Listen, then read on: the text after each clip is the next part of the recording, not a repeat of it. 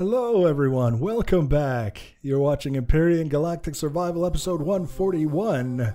I'm Ignis, and today we're doing something a little bit different. We're doing kind of an overview where we are. We've got this gigantic ship that we've been building and we've made it to kind of a milestone, and I decided that it would be a good time to take a look at what we've done and what we have yet to do, just so that everyone's up to speed. And also because I did all this work on the back and encountered a weird scenario. We're going to explain that, but first I wanted to give you a look at what we've done to our base since the last episode. We've expanded it quite a bit. You can see the Saturnus is now a good distance away from the Heracles. It's not going to be in the way when we continue the build on the port side.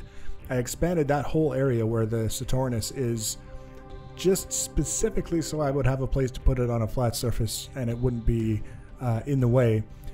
In fact, we're almost to the point now where we're running out of space on this platform. If you look, we've got the tower with all the guns sort of in the middle of the screen, a little bit up from the middle, and if you follow that area to the left, you see there's kind of like this long walkway that extends out into the water. That marks the maximum distance that we can build in that direction. So we've maxed out to the right, down and up from that tower of guns, and you can see now basically how much space total we could get if we filled in the entire pad with concrete. And then if you look at it in terms of where the Heracles sits, it's almost as long as a base is allowed to be wide, which is big. It's very big. In fact, I think if we had tried to make the Heracles much longer, we probably would have started running into messages saying that we couldn't build any further in that direction away from the core. So the ship is kind of big, and by the time it's all done, when we've got the hangars in place, it's probably going to take up, I would say, 1/3 of the maximum footprint that a base is allowed to have, which is pretty enormous. It's pretty mammoth. And I'm glad that I took the time now to make the extra space and park the Saturnus where it is, because if I had to stop and do that in the middle of a build that I was really enthusiastic about, I would have been kind of upset. Now, this is one of my favorite views of this ship so far, because we can see all of the armored glass on the inside, and we can see all the bulkheads and everything from this really cool cutaway view that we're going to have to cover up as part of completing the port side outer hull to protect everything that's inside. I mean, we could leave some of this stuff exposed, but really, how smart would that be? There was a couple of things that I actually forgot that are going to be going in, and I'm not going to waste your time showing you where we placed them and how, because it's pretty straightforward. We forgot the warp drive, which is kind of important, and we forgot all of the RCS units. And the RCS units have always been in the back of my mind, but not to the point where I thought to leave space for them specifically, which is a little bit unfortunate. But I think with the space that we have left in the interior, we should be able to place all the RCS units that we want without having to make any major renovations. So I would expect that the warp drive is going to be going at the rear of this ship. If you follow all of the armored glass stuff to the far right, as far as it goes, just before it gets to all those thrusters, there's an open spot above that big clump of armored glass that's probably large enough to hold the warp drive without many, if any, modifications to what's going on over there. I'm not going to worry about building a room around it because I don't think it's necessary. It's one of those things, it's a maintenance-free piece of equipment, and I've already built a means of getting from the inside of those armored glass sections to the inner hull area where all the bulkheads are through a door. It's airtight. If we do have to go somewhere where there's no room to manage some of the equipment, repair it or whatever, we'll be able to do that. And the RCS units, if you go just to the left of the area we were just talking about with the warp drive, there's a big open area there. You can see it's just all bulkheads in there. And then also in the middle of the ship down along the bottom, there's another open area as well. It's just all bulkheads, and there's plenty of room down there for the RCS units. So we're going to have all the room that we need on the interior. In case you're wondering, if you're thinking to yourself, hey, I've seen all this stuff go into this ship, but I haven't seen, now you know where we're going to be putting it. So that's going to be the interior, basically functionally complete when we get those things in place.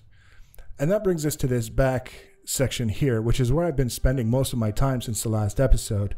The reason why I don't have any build footage for you is because I built a bunch of stuff and I recorded all of the footage of building it, and then I would start to get these ideas about things that I would like to change or add or, you know, otherwise modify and adjust. And there were always these little changes that I wanted to make, so I didn't bother recording them. But by the time I got through making all of these small changes, everything had just changed so radically that the build footage that I had was pretty much obsolete. It wouldn't have indicated anything close to what you see here. So I decided to just do kind of a live segment and show you what I've got.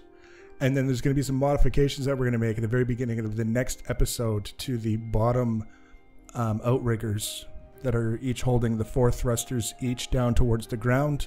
And we'll show you that very quickly, and then we'll get on to working on the port side of the ship. But in the meantime, we've got all of these thrusters. I had an opportunity to actually move this ship for the first time since I started building it. After I moved to Saturnus, I needed to move the Heracles forward a bit because the area where I was working on the thrusters was over water, and it was a real pain in the butt to be able to position my character in a way that would allow my drone to get close enough to do the necessary building.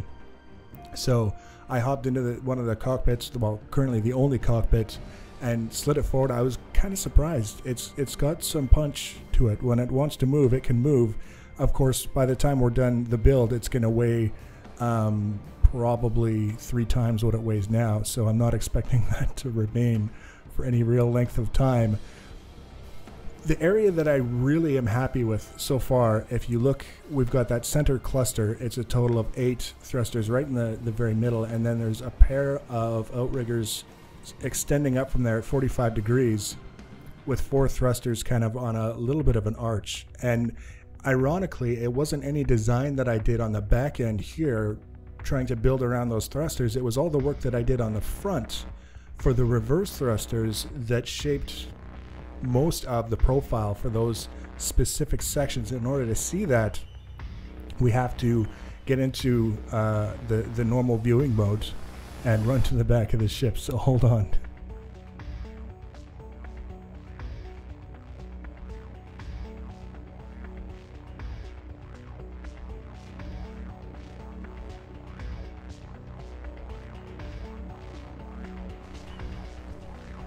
Now we're here basically on the back end. These are the thrusters we were just looking at. These are the reverse thrusters. And in fact, we can kind of scoot out this way just so that we're absolutely clear what we're looking at relative to what we were just looking at. Now if we come around here, you can see this is very, very plain. This whole back area is actually very plain. It's all very flat, and then the thrusters kind of stick out of it, and it's not going to stay like that in the long term. We're going to spend a certain amount of time detailing things and fleshing them out a little bit more, but this area up here had the potential to be really, really tricky, and it still does. But what happened was I decided that I had these pods that were holding these propulsion thrusters. That was their original purpose. And then I had this front section. What was I going to do with the front section? And the thought occurred to me, one of the first things I should do is get some reverse thrusters in place. That would make sense. So that's what I did. We put the reverse thrusters on, and then I started fleshing things out here. You can see already this is a much more detailed and much more interesting iteration than just that flat section on the other side. And then it comes up here to where the thruster is, and it's a uniform, neat, clean sort of connection between this major structural element and the combat steel around the thruster.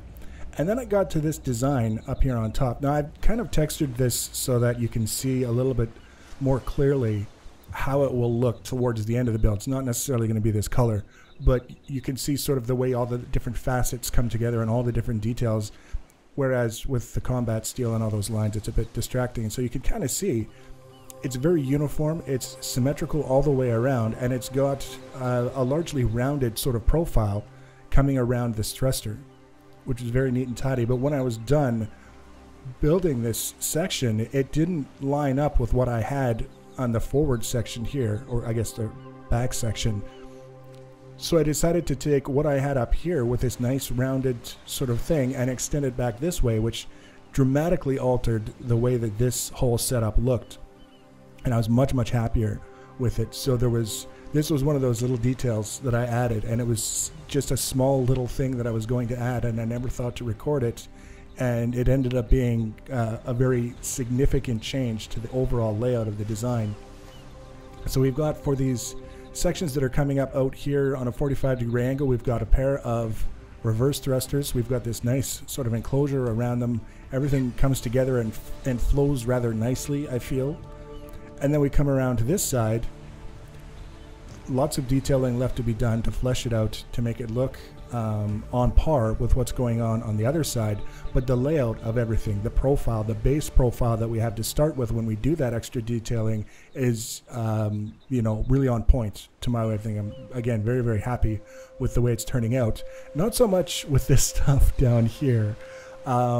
This was one of the first pieces that I added. These two clusters that are kind of, they've got these beams sticking out parallel to the ground, and then they've got this combat steel around them, and they're sort of in a weird sort of orientation or alignment or setup, however you want to call it. We've got this guy in the bottom, and then this steps out by one block, and then it steps back in. This one is directly above the bottom one, and then it steps in over here. You can kind of see a little bit better if you look at the change between the combat steel and the red part of the thruster.